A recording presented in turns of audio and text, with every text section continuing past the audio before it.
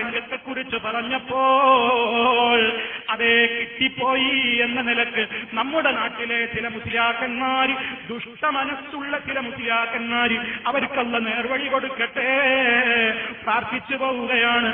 കാരണം ഞാൻ ഹയാത്തിലുള്ള മനുഷ്യനാണ്, ഞാൻ മരിച്ചുപോയിട്ടില്ല.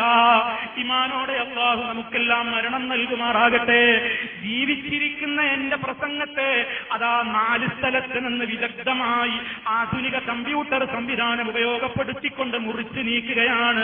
അങ്ങനെ മരിച്ചയിടത്ത് നമ്മൾ രോഗിയുടെ ആ മരിച്ച മയ്യത്തിന്റെ സമീപത്ത് നിന്നുകൊണ്ട് ഖുർആൻ ഓതുകയല്ല വേണ്ടത്, യാസീൻ ഓതുകയല്ല വേണ്ടത് എന്ന് പറയുന്ന ഭാഗം അങ്ങ് അടർത്തി മാറ്റിയിട്ട് അങ്ങനെ യാസീൻ ഓതാനും ഖുർആനോദാനും ഇതാ മുജാഹിദിന്റെ നേതാവ് ഹുസൈൻ സലഫി പോലും ഇതാ പറയുന്നു എന്ന് പറഞ്ഞിട്ട് എന്റെ പ്രസംഗത്തിന്റെ 3-4 സ്ഥലത്ത് കത്രിക വെച്ച് മുറിച്ചിട്ട് കള്ള ക്ലിപ്പുണ്ടാക്കിയിട്ട് അതേ 8 പൊട്ടും തിരിയാത്ത കുഞ്ഞുമക്കളെ കൊണ്ട് പോലും റബീഉൽ അവ്വലിന്റെ സ്റ്റേജിൽ വെച്ച് നിങ്ങളുടെ നേതാവ് ഹുസൈൻ സലഫി അതാ പറയുന്നു എന്ന് കുട്ടികളെ കൊണ്ട് നാടകം കളിപ്പിക്കുന്ന ഓ പ്രിയപ്പെട്ട സഹോദരാ, നിങ്ങൾക്കും മരിച്ചു പോകണ്ടേ, എനിക്കും മരിക്കണ്ടേ.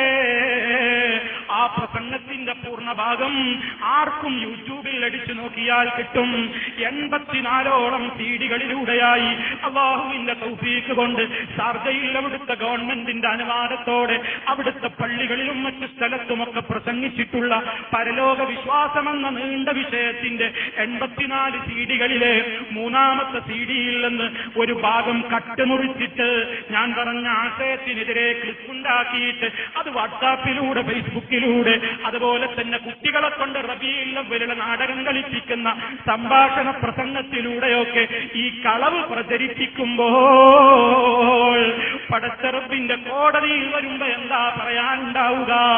ജീവിച്ചിരിക്കുന്ന ഈ ഉള്ളവന്റെ പ്രസംഗത്തിൽ ഇങ്ങനെ കൃത്രിമം നടത്തുമ്പോ മഹാന്മാരായ നേതാക്കന്മാർ എഴുതിവെച്ച മരിച്ചുപോയ ആ നേതാക്കളുടെ കിതാബിൽ നിങ്ങൾ എത്ര കൃത്രിമം വരുത്തുന്നുണ്ടാകും, എത്രയെത്ര കട്ടുമുറിക്കുന്നുണ്ടാകും. ഈ ഉള്ളവന്റെ മലയാള വാചകമാണ് നിങ്ങൾ കട്ടുമുറിച്ചത്, എന്നിട്ടും നിങ്ങൾക്ക് പേടി തോന്നിയില്ല. അങ്ങനത്തെ നിങ്ങളെത്ര അറബി വാചകം കട്ടുമുറിക്കുന്നുണ്ടാകും. ചിന്തിക്കണേ ഉമ്മമാരെ, ചിന്തിക്കണേ ഉപ്പമാരെ, കള്ളവാദികളുടെ കള്ളപ്രചരണത്തിൽ കുടുങ്ങിപ്പോകരുത്. അവിടെ കൂടി നിൽക്കുന്ന മനുഷ്യന്മാര് രോഗിയുടെ സമീപത്താണെങ്കിലും ഇനി ഒരു ജനാസയുടെ സമീപത്താണെങ്കിലും മനുഷ്യന്മാരിങ്ങനെ മരണം ഒരാൾക്ക് ആസന്നമാകുന്ന നേരത്ത് ചുറ്റുഭാഗത്തും കൂടി നിന്നുകൊണ്ട് അട്ടഹസിച്ചുകൊണ്ട് കാര്യമില്ല, അതല്ലെങ്കിൽ പൊട്ടിപ്പൊട്ടിക്കരഞ്ഞതുകൊണ്ട് കാര്യമില്ല. രോഗിയുടെ സമീപത്ത് അതേത് നിലക്കുള്ള രോഗിയാണെങ്കിലും ആസന്ന മരണനായ രോഗിയാണെങ്കിലും ഇനി മരണപ്പെട്ട് കഴിഞ്ഞിട്ടുള്ള ജനാസ മയ്യത്താണെങ്കിലും അവിടേക്ക് പോയി കഴിഞ്ഞാൽ ഖൈറായ കാര്യങ്ങൾ അല്ലാഹുവോട് ദുആ ചെയ്യാനാണ് നബി സല്ലല്ലാഹു അലൈഹി വസല്ലം പറഞ്ഞിട്ടുള്ളത്. ഇദാ ഹദർതുമുൽ മരീദ അവിൽ മയ്യിത ഫഖൂലൂ ഖൈറാ ഫഇന്നൽ മലായികത യുഅമ്മിനൂന അലാ മാ തഖൂലൂൻ. പല സഹോദരങ്ങളും ശ്രദ്ധിക്കാത്ത മറ്റൊരു കാര്യമാണ് ഈ പറയുന്നത്. രോഗിയുടെ അരികിൽ പോയി മറ്റുള്ള വർത്തമാനങ്ങൾ പറഞ്ഞ് പിരിഞ്ഞു പോരുന്നു. മരണാസന്നനായ രോഗിയാണെങ്കിൽ അവിടെ നെടുവീർപ്പും വെപ്രാളവും ചുടുനിശ്വാസവും അതുപോലെ തന്നെ ഖേദപ്രകടനവും സഹതാപവാക്കുകളും ഒക്കെ പറയുന്നു. അതുകൊണ്ടൊന്നും കാര്യമില്ല കേട്ടോ.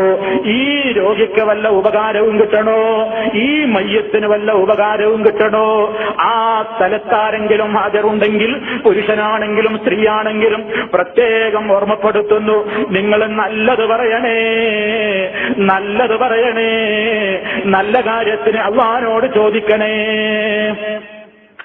ആസന്ന മരണനായ രോഗിയുടെ സമീപത്ത് പോയി യാസീൻ ഓതണം എന്നല്ല ഇതിന്റെ അർത്ഥം.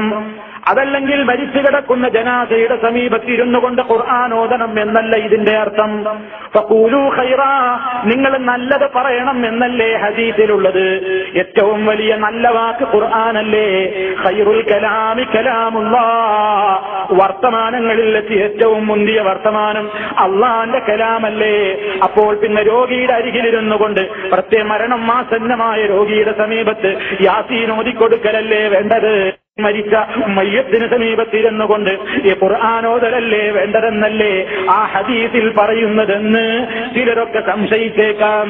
എങ്കിൽ പ്രിയപ്പെട്ടവരെ, ആ ഹദീസ് പറഞ്ഞു തന്ന നബി സല്ലല്ലാഹു അലൈഹി വസല്ലം, ആ ഹദീസ് ആദ്യമായി കേൾക്കാൻ ഭാഗ്യം കിട്ടിയ സ്വഹാബാ കിറാം റളിയല്ലാഹു അൻഹും, അവരൊക്കെ അതിൽ നിന്ന് എന്താണ് പഠിപ്പിച്ചത്, എന്താണ് മനസ്സിലാക്കിയത്? നബി സല്ലല്ലാഹു അലൈഹി വസല്ലം തന്നെ ഇതങ്ങ് പറഞ്ഞിട്ട് അവിടുന്ന് പറഞ്ഞിട്ടുണ്ടല്ലോ, ഫഇന്നൽ മലായികത, നിശ്ചയമായും മലക്കുകൾ യുഅമ്മിനൂൻ, അവര് ആമീൻ ആമീൻ എന്ന് ചൊല്ലിക്കൊണ്ടിരിക്കുന്നുണ്ട് കേട്ടോ. അലാ മാ തഖൂലൂൻ, നിങ്ങൾ പറഞ്ഞുകൊണ്ടിരിക്കുന്ന കാര്യങ്ങൾക്ക്. നിങ്ങൾ അള്ളാഹുവോട് അവിടെ വെച്ച് എന്താണോ പറഞ്ഞുകൊണ്ടിരിക്കുന്നത്? ഒരു രോഗിയുടെ സമീപത്തെത്തുമ്പോ അല്ലാഹുവേ, ഈ രോഗിക്ക് നീ ശമനം നൽകണേ, ശിഫയാക്കണേ അല്ലാ. എത്രയോ മര്യാദകൾ രോഗിയുടെ സമീപത്തുണ്ടല്ലോ. ഞാനിപ്പോൾ അതിലേക്ക് പ്രവേശിക്കുന്നില്ല. രോഗിയുടെ സമീപത്ത് ചെല്ലുമ്പോ രോഗിക്ക് വേണ്ടി പ്രാർത്ഥിക്കാതെ എന്ത് സന്ദർശനമാണ്?